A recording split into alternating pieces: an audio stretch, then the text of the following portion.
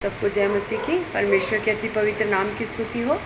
मैं खुदा का धन्यवाद करती हूँ। परमेश्वर ने मेरे जीवन में एक बार फिर से सुंदर अवसर दिया कि मैं आपके सन्मुख आ पाई। मैं खुदा का धन्यवाद करती हूँ। उसने हम सबको जीवितों की दुनिया में जीवित रखा। मैं खुदा का धन्यवाद करती हूँ और मैं आशा करती हूँ आप लोग सब प्रभु में आनंदित और सुरक्षित होंगे। और जितने लोग इन वचनों को सुन रहे हैं, ये वचन एक एक के जीवन में बहुतायत से एक आशीष का कारण बन रहे होंगे।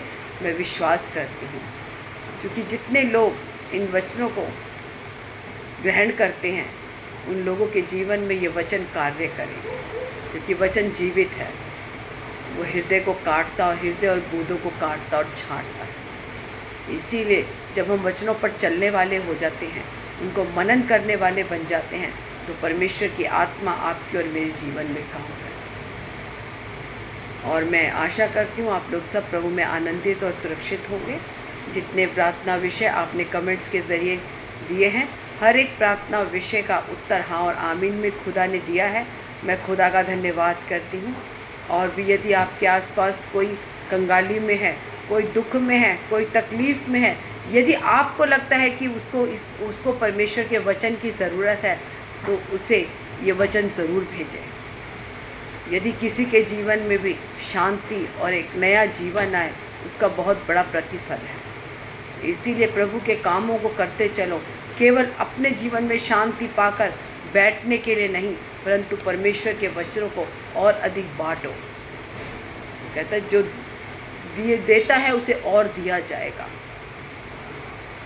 परमेश्वर ने हमें सेतमेत में दिया, हमें सेतमेत में आगे बांटना है। परमेश्वर ने जो आनंद और खुशी और शांति आपके और हमारे जीवन में दी, उसे हमें आगे भी देना है, ताकि जितने लोग कंगाली में हैं, जो लोग पापों में हैं, जो लोग व्यभिचार में हैं, वो भी परमेश्वर के वचन को जान सकें। उनके जीवन में भी परमेश्वर का वचन काम करे और वो भी उस दलदल की कीचड़ में जाने से बच जाए।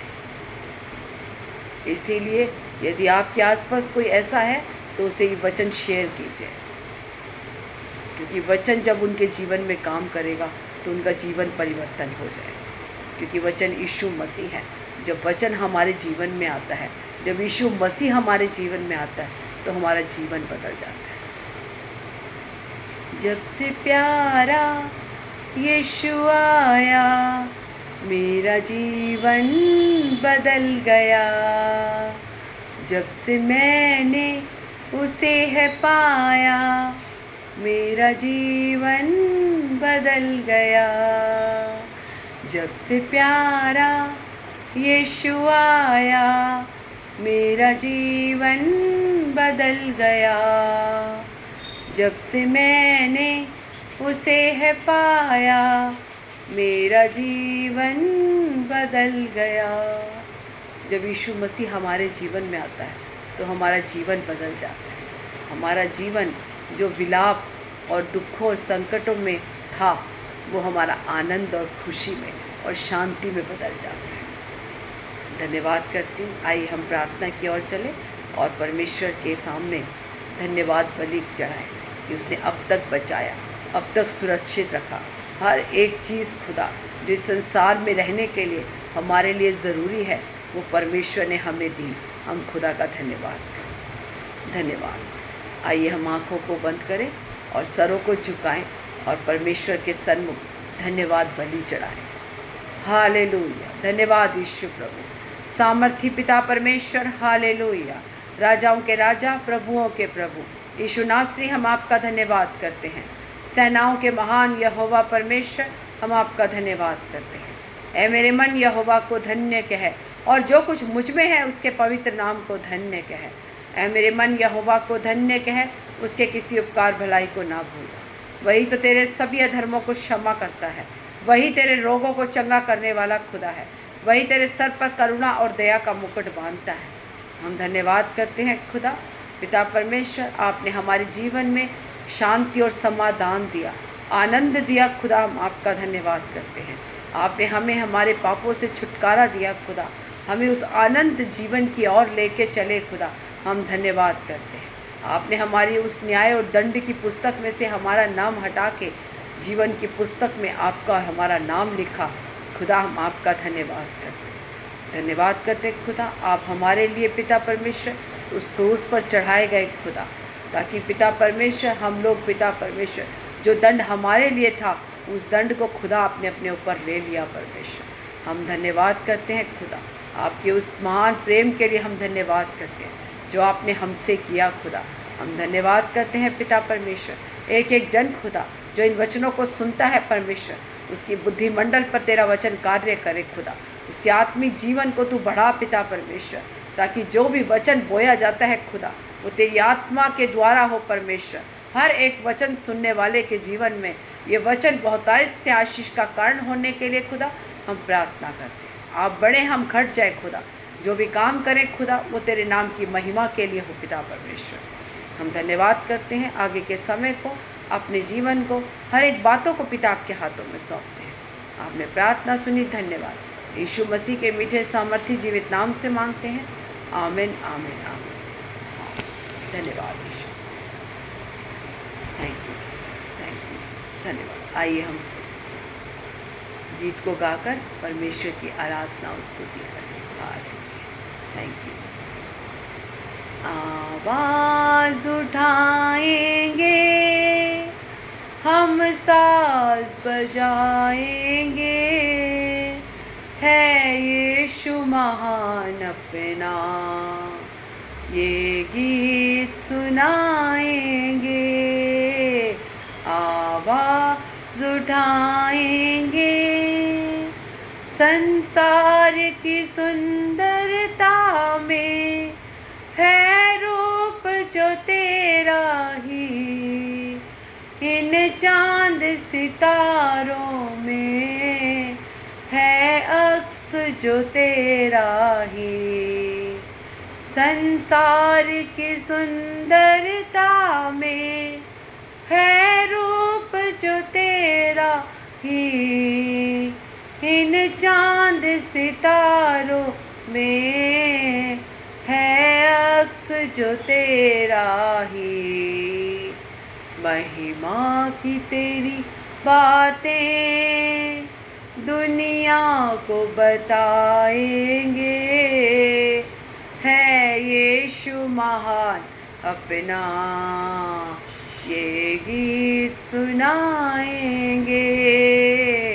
आवाज़ उठाएंगे, ना देख सका हमको तू पाप के सागर में, और बन के मनुष्य आया आकाश से सागर में। ना देख सका हमको तू पाप के सागर में, और बन के मनुष्य आया आकाश से सागर में। मुक्ति का तू दाता है, दुनिया को बताएंगे, है यीशु महान अपना, ये गीत सुनाएंगे। आवाज़ उठाएंगे, हम साज बजाएंगे, है यीशु महान अपना, ये गीत सुनाएंगे। आवाज़ उठाएंगे, दिल तेरा खजाना है, एक पाक मोहब्बत का, था पा न सका कोई, सागर है तू उल्फत का। हम तेरी मोहब्बत से दिल अपना सजाएंगे, है यीशु महान अपना, ये गीत सुनाएंगे। आवाज़ उठाएंगे, आमीन। धन्यवाद धन्यवाद सामर्थ्य पिता परमेश्वर, धन्यवाद ईश्वर प्रभु, राजाओं के राजा, प्रभुओं के प्रभु ईश्वर नाथ श्री, हम आपका धन्यवाद करते हैं। सेनाओं के महान यहोवा परमेश्वर, हम आपका धन्यवाद करते हैं खुदा, तेरे भलाइयों के लिए, उपकारों के लिए, तेरी दया के लिए, तेरी कृपा के लिए हम आपका धन्यवाद करते हैं। आगे वचन की सेवकाई को पिता आपके हाथों में सौंपते हैं। जो भी वचन बोया जाए खुदा, तेरी आत्मा के द्वारा हो परमेश्वर। जितने लोग इन वचनों को सुनते हैं, तेरा वचन उनके जीवन में कार्य करे खुदा। धन्यवाद करते हैं। आगे के समय को, अपने जीवन को, हर एक बातों को पिता आपके हाथों में सौंपते हैं। आपने प्रार्थना सुनी, धन्यवाद। यीशु मसीह के मीठे सामर्थ्य जीवित नाम से मांगते हैं, आमीन आमीन आमीन। सबको जय मसीह की, परमेश्वर के अति पवित्र नाम की स्तुति हो। आइए आज हम वचन की मनादी के लिए भजन संहिता 37 का 25। मैं लड़कपन से लेकर बुढ़ापे तक देखता आया हूँ, परंतु ना तो कभी धर्मी को त्यागा हुआ और ना उसके वंश को टुकड़े मांगते देखा है। सब बोले आमीन।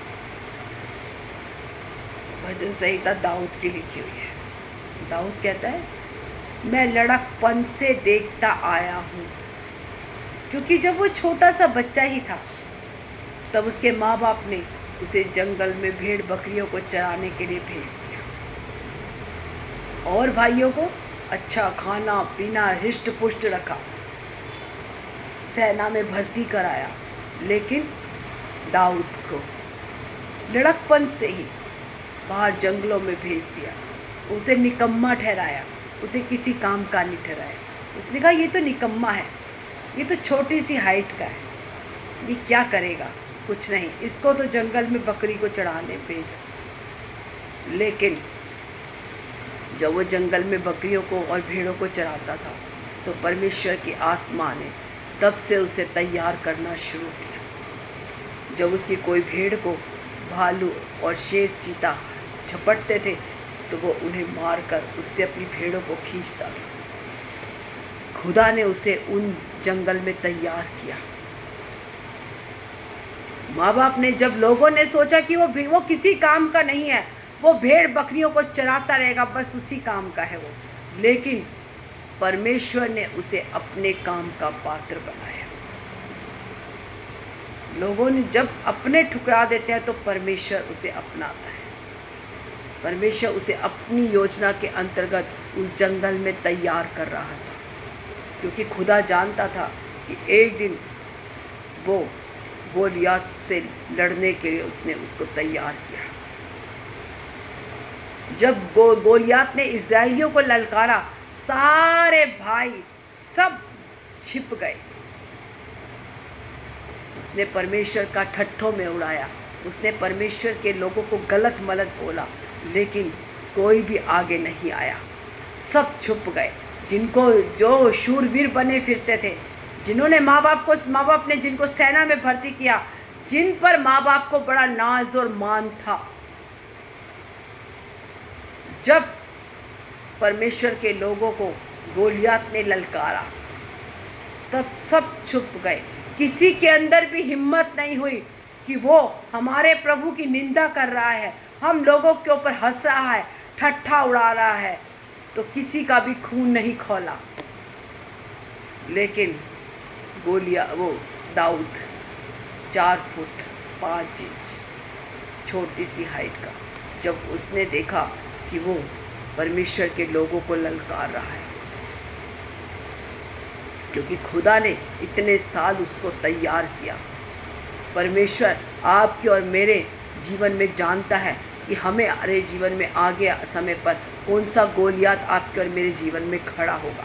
यदि आपके और मेरे जीवन में कोई दुख या तकलीफ, कोई संकट आ रहा है, यदि आपको और मुझे आज लोगों ने ठुकरा दिया, अपनों ने दूर कर दिया, तो परमेश्वर का धन्यवाद करो, क्योंकि परमेश्वर आपको उस जंगल जैसी परिस्थिति में तैयार करना चाहता है, ताकि आने वाले गोलियात से आप लड़ सको और सामर्थ्य से खड़ा हो सको।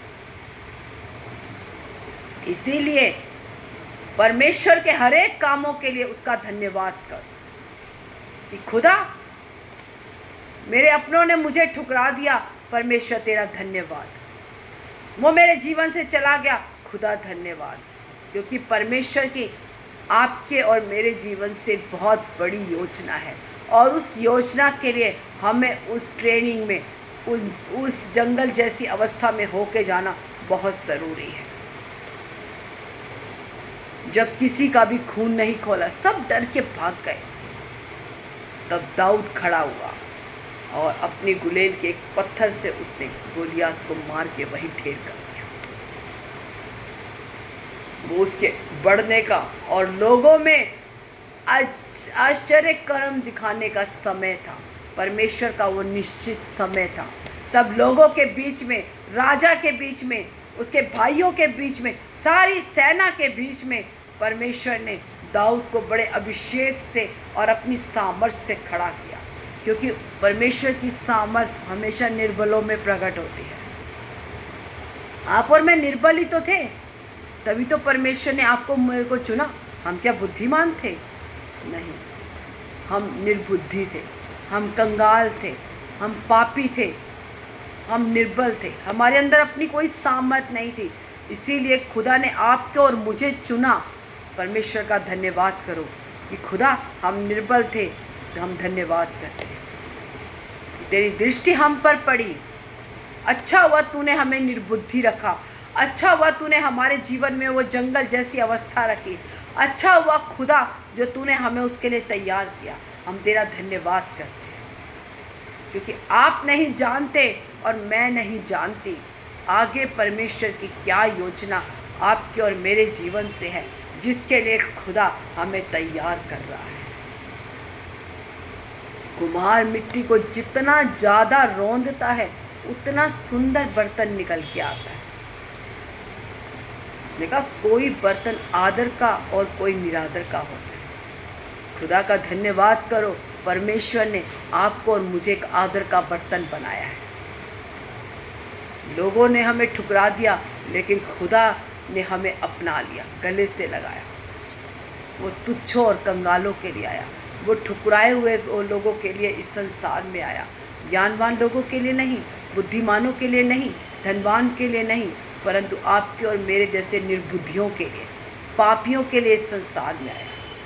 दाऊद कहता है 37 में, मैंने लड़कपन से लेकर बुढ़ापे तक देखा है। उसने छोटे से बुढ़ापे तक परमेश्वर के अद्भुत काम देखे, अद्भुत अद्भुत अद्भुत काम देखे। इसीलिए वो लोगों के बीच में उसकी महिमा गाता हुआ नाचता और गाता रहा। उसे परवाह नहीं हुई लोग क्या बोल रहे हैं, उसे परवाह नहीं हुई मेरी पत्नी क्या बोल रही है, ये कैसे औरतों की तरह नाच रहा है, तेरे कपड़े उगड़े जाते हैं। उसने कहा वो खुदा जिसने मुझे अब तक चलाया, अगर उसमें उसके नाचने में मेरे कपड़े भी उगड़ते हैं तो मुझे उसमें कोई शर्म नहीं, क्योंकि मैं नाच गाकर परमेश्वर की महिमा और स्तुति गाऊंगा। यदि आज आपके और मेरे बाहर हम महिमा और स्तुति और प्रशंसा करने से लोग अगर हमारी निंदा करते हैं तो कोई परवाह नहीं, क्योंकि वो स्तुति के योग्य परमेश्वर है। आप और मैं जानते हैं कि आप और मैं किस परिस्थिति से निकल कर आए हैं। वो नहीं जानते कि खुदा ने मुझे कैसी परिस्थिति से निकाला। आप नहीं जानते कि परमेश्वर ने मुझे किस परिस्थिति से निकाला। मैं खुदा का धन्यवाद क्यों करना करूं, क्योंकि मैं ही जानती हूं कि परमेश्वर ने मुझे कहां से निकाल कर कहां खड़ा किया। इसीलिए आप ही जानते हैं, पड़ोसी नहीं जानता, वो निंदा करने वाला नहीं जानता, केवल आप जानते हैं। अगर उसके लिए कोई हमारे बारे में कुछ भी बोलता रहे, हमें उससे कोई फ़र्क नहीं पड़ता, क्योंकि हम जानते हैं कि हमें परमेश्वर ने कहाँ से निकाला और कहाँ खड़ा किया है। खुदा का धन्यवाद करते हैं। 4 लोगों में खड़े होकर उसके नाम को लेने में मत शर्माइए। गर्व कीजिए कि आप यीशु मसीह की संतान हैं। घमंड कीजिए कि खुदा ने आपको चुना। ये लज्जा का नहीं, घमंड का विषय है कि आप किसकी संतान है। राजाओं के राजा, प्रभुओं के प्रभु यीशु नासरी की संतान है। यहोवा परमेश्वर की संतान है, राजा की संतान है। अपने पे घमंड करो, ना कि अपने पे लज्जा करो। क्योंकि दाऊद कहते हैं मैंने लड़कपन से बुढ़ापे तक देखा, क्योंकि उसने बुढ़ापे तक देखा कि उसने जितना भी कुछ पाया, जितनी भी लड़ाइयाँ जीती, जो भी संपत्ति पाई, जो भी अच्छा जीवन पाया, वो परमेश्वर की ओर से पाया। किसी मनुष्य ने नहीं दिया उसको, उसके भाइयों ने नहीं दिया, उसके माता पिता ने नहीं दिया, वो सृष्टिकर्ता परमेश्वर ने दिया, जिसकी वो आराधना और स्तुति करता था। कहता है मैंने बुढ़ापे तक देखा है, बचपन से लेकर बुढ़ापे तक मैं देखता आया हूं, परंतु ना तो कभी धर्मी को त्यागा हुआ। धर्मी कौन? जिसने यीशु मसीह को ग्रहण किया, जिसने यीशु मसीह को अपना उद्धारकर्ता ग्रहण किया और बपतिस्मा लिया, वो धर्मी मनुष्य। उसने कहा मैंने नहीं देखा कि किसी धर्मी को त्यागा हुआ और उसके वंश को टुकड़े मांगते देखा। मैंने नहीं देखा कि कोई भी धर्मी का वंश भीख मांगता हुआ, लोगों से मांगता हुआ, क्योंकि वो जानता है कि उसको देने वाला सृष्टिकर्ता परमेश्वर है। उसका भरोसा मनुष्य पर नहीं परंतु परमेश्वर पर है। जब आपका और मेरा भरोसा उस परमेश्वर पर है तो मनुष्य हमारा क्या बिगाड़ सकता है? जब खुदा हमारे साथ है तो मनुष्य हमारा कुछ नहीं बिगाड़ सकता। क्योंकि दाऊद जानता था, इसलिए मैंने नहीं देखा कि धर्मी को त्यागा हुआ और उसके वंश को टुकड़े मांगते हुए। आपने कहीं देखा है मसीह लोग भीख मांगते हुए बाहर? कभी नहीं। जिसने परमेश्वर की ओर देख लिया वो कभी लज्जित नहीं हुआ। जिसने उस सर्वशक्तिमान खुदा से मांगा उसको किसी से मांगने की जरूरत नहीं पड़ी। लेकिन आपका विश्वास योग्य रहना बहुत ज़रूरी है। आपका प्रभु में बने रहना बहुत ज़रूरी है। आपका उसे अंगीकार करना बहुत ज़रूरी है। आपका उस पर घमंड करना बहुत ज़रूरी है। आपका उसको लोगों के बीच में स्वीकार करना बहुत ज़रूरी है। उसने कहा जो सबके बीच में मेरा नाम लेने से नहीं लज्जाएगा, उसका मेरा पिता स्वर्ग में नाम लेने से नहीं लज्जाएगा। जब हम लज्जा करते हैं तो आप कैसे कह सकते हैं कि आप स्वर्ग में वहाँ खड़े मिलेंगे और परमेश्वर आपको कहेगा कि आओ मैं तुम्हें गले लगाता हूँ? क्योंकि आपने उसके पुत्र को नहीं स्वीकार किया। जिसने पुत्र को नहीं स्वीकार किया उसे पिता स्वीकार नहीं करेगा। उसने कहा जिसने पुत्र को देखा उसने पिता को देखा, और जिसने पिता को देखा उसने पुत्र को देखा। पिता मुझ में है और मैं पिता में हूँ। जब हम पुत्र को स्वीकार करते हैं तो स्वर्ग का खुदा हमें स्वीकार करेगा। जब हम पुत्र को इनकार करते हैं तो स्वर्ग का खुदा आपको और मुझे इनकार कर देगा।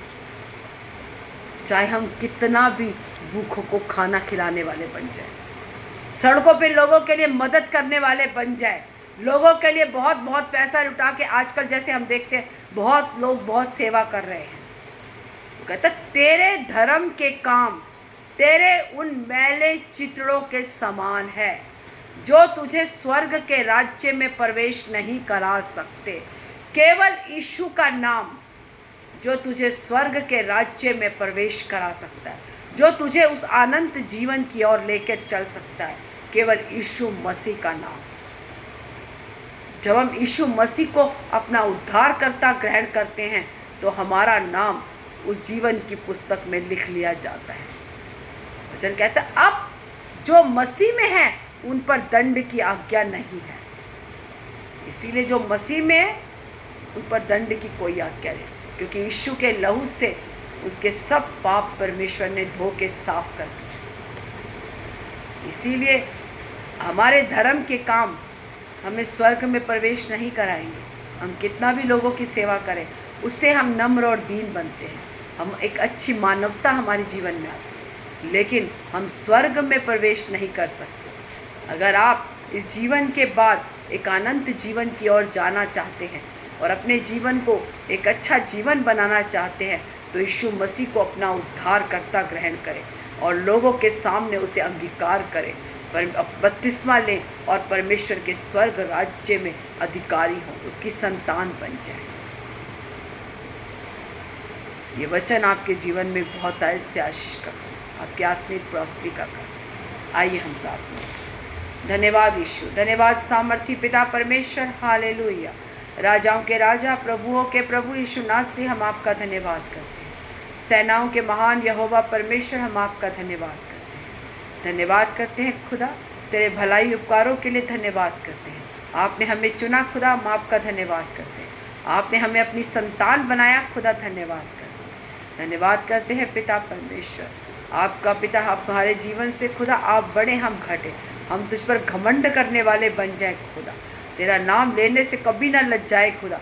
लोगों के बीच में आपका नाम लेने के लिए खुदा हमें सामर्थ्य दे पिता परमेश्वर, हम तुझे अंगीकार कर सके खुदा और तेरे रास्तों और मार्गों पर चल सके पिता परमेश्वर। धन्यवाद करती हूँ जितने लोग इन वचनों को सुनते हैं, ये वचन एक एक के जीवन में बहुत से आशीष का कारण, आत्मिक उन्नति का, बढ़ोतरी का कारण हो पिता परमेश्वर।